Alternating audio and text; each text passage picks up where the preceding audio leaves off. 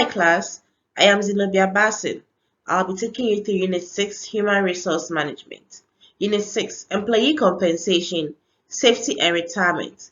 At the end of this session, you should be able to explain the concept of employee compensation to your peers. We should be able to describe alternative procedures for devising a pay structure. We should be able to describe benefits package. We should be able to explain why both employers and employees should pay attention to safety and health policies. We should be able to describe any one pension scheme available to Ghanaian workers. Unit 6, Session 1, Concept of Employee Compensation. At the end of this session, we should be able to explain what employee compensation is, list and explain at least 2 approaches to pay structure determination. Meaning of employee compensation. Employee compensation includes all forms of pay and reward received for the performance of jobs. Thus, anything that you are given in the form of wages, salary, dividends, anything, all forms of pay for something that you have done in the course of work in an organization is what we call employee compensation. Employees perceive compensation as fair and commensurate with their skills and expectations. Thus, when employees are paid, they believe it is fair because they've done something for you, that you are paying them back for their hours, their knowledge, and their time. Also, they expect that you are going to be fair, assessing their level of expertise and caliber of work to also compensate them in your organization. Employee compensation is either direct, indirect, or non-financial. When we say direct compensation, we mean the wages and salaries and the bonuses and commissions that organizations give their employees. Indirect compensation includes social security, women's compensation, national health insurance, etc. Non-financial includes staff accommodation, transportation, lunch, and childcare. Planning employee compensation. It is important for organizations to put measures in place and procedures to plan employee compensation. Because when you plan employee compensation, you have to take some measures into place which seeks to boost motivation and growth. The employee should be motivated by how much he is paid, how much he is compensated, and it should be fair for his work. Employees should align It will make employees align their efforts and organizational objectives and culture. Based on how much you pay employees, they are going to make sure they work judiciously towards achieving organizational goals. Thus, they are going to align their efforts to the objectives and culture of the organization.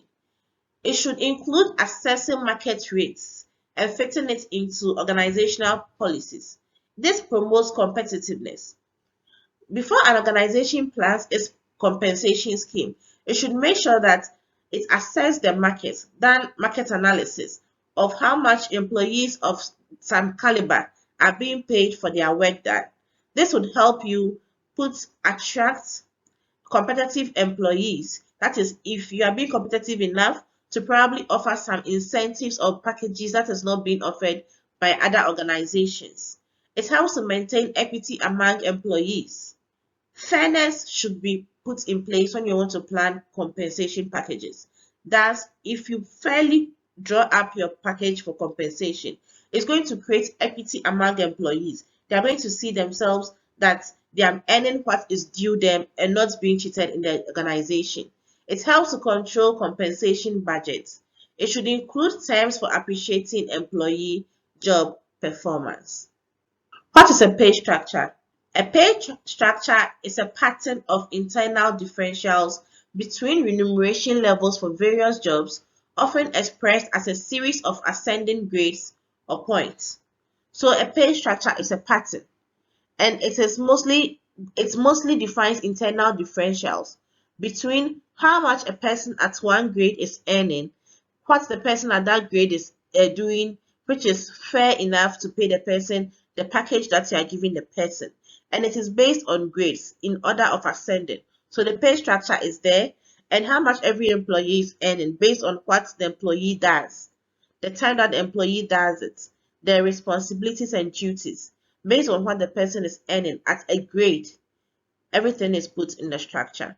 The importance of a pay structure includes reference for employees and employers. It serves as a point of reference. If you want to ensure equity, equality, to avoid discrimination, you can always refer to the pay structure. Employer can also forecast pay costs more effectively based on how much an employer is paying its employees. It can forecast how much, probably if it pays you on a daily basis, weekly or monthly basis, how much goes into labor costs. It will make forecasting easy for the employer. It promotes a healthy internal competition. If employees see the grade structure of, if I'm at grade A and I want to go to grade B, if I see the pay structure of grade B, it will boost me to work more efficiently so that I would be viable for a position if it becomes vacant, and promotion as well. It also avoids conflicts of interest because employee will know how much they are due. They wouldn't envy other employees or their employer or find it discriminatory for how much they are being paid. Let's look at the approaches to devising a pay structure. 1. Ad hoc pay structure. Here, there's no agreed pay structure that the organization or the employer works with. However, the pay structure is decided on an ad hoc basis. When we say ad hoc, it's at the discretion of the employer and it's mostly based on how much he has been paying past employees. Based on that, he's going to pay you as he deems fit and as he sees your performance in the organization. So there's no defined agreed pay structure, but based on what the employer has been paying his past employees and how you work in the organization, he decides how much to pay you. We have externally imposed structure. Here, it is determined by employers associations and trade union compensation agreements. So there's a pay structure that is determined for lecturers because they are part of a trade union. They are part of a particular association. Assuming for doctors, they are part of a profession, a part of a trade union that determines how much they should be paid for their grades and their work that they do at each grade of their organizations. So that's what we mean by externally imposed structure. It is imposed by the trade unions and the associations that these employees are part of. We have local collective bargaining agreements. Here, we've seen that yes, the nation as a whole can have restrictions on how much an employee should be paid.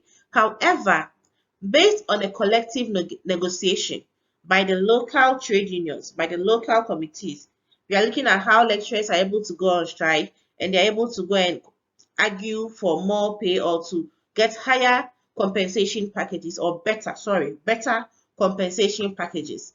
Yes, so in this sense, the ability to negotiate as a trade union makes it possible for you to determine how much you'll be paid in the organization. So here we solely look at the ability of a local collective bargaining agreement, which determines how much some employees of a trade union or association are paid. We have the job evaluated pay structure. Here we use criteria, which includes the level of responsibility, pleasantness of the job or unpleasantness of the job, and the level of expertise an employee has to determine how much he is paid for his daily duties in an organization. We have come to the end of the session. So far, I believe we've learned about employee compensation. We've also learned that employee compensation should be strategically planned so that all factors of motivation, competitiveness, attracting a nice pool of recruits can be achieved in the organization.